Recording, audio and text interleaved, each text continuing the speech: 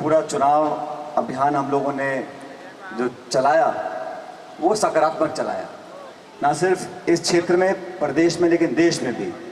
मैं कई राज्यों में गया और हर जगह मैं ये बात आपको बड़ी विनम्रता से कहना चाहता हूँ कि ये चुनाव बदलाव का चुनाव है। यहाँ कोई हवा, कोई बहुत बड़ा मुद्दा नहीं है, लेकिन लोग 10 साल की भाजपा की सरकार की रिपोर्ट कार्ड देखकर अपना वोट डालेंगे, ये बात तय है।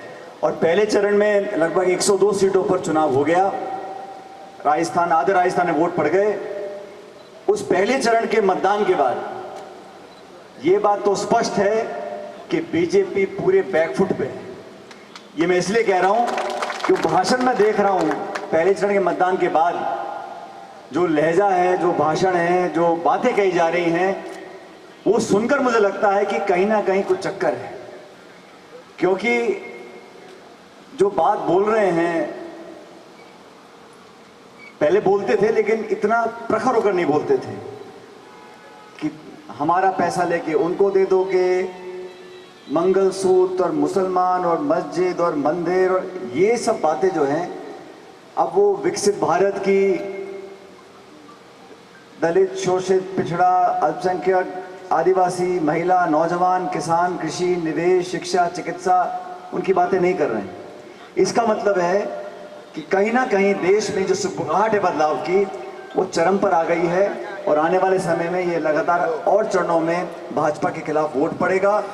मैं कल केरला में था, उससे पहले उत्तराखंड, अलग अलग राज्यों में गया हूँ। मैं देख रहा हूँ कि जो इंडिया अलायंस का जो चुनाव है, अलग अलग दल हम सब साथ चुनाव लड़ रहे हैं, वो बहुत ताकत से आगे बढ़ रहा है।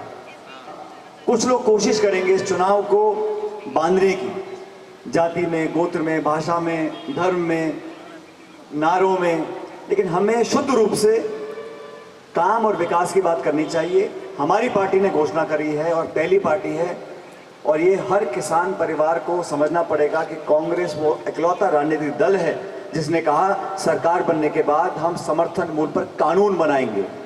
कानून बनाना ये छोटी बात नहीं है।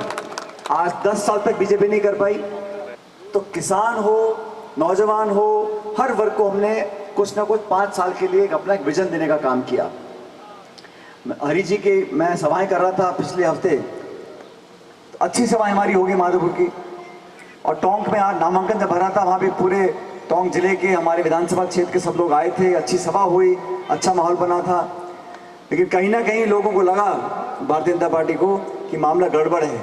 इसलिए कल प्रधानमंत्री जी आए थे उनियारा में।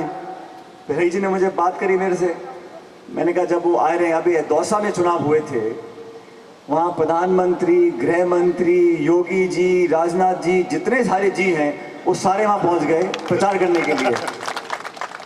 तो वहाँ जब सब कर आ लिए, फिर मैं आखिर में हम लोग 1-2 मीटिंग कर आए। और मैं आपको बड़ी विनम्रता से लेकिन बड़े आत्मविश्वास से बोल सकता हूँ कि दौसा लोकसभा क्षेत्र में कांग्रेस पार्टी भारी बहुमत से जीतने वाली है। ये वो सरकार है 10 साल सत्ता में रही, अब कह रहे 5 साल और दे दो, खुद के लिए 15 साल। और जो लड़के तैयारी कर फौज में जाना चाहते हैं, उनको कहा तुम अग्निवीर में जाओ और सिर्फ 4 साल। ऐसे ही वीडियोस देखने के लिए सब्सक्राइब करें न्यूज़ टाइम्स टुडे को और जुड़े रहिए हमारे साथ।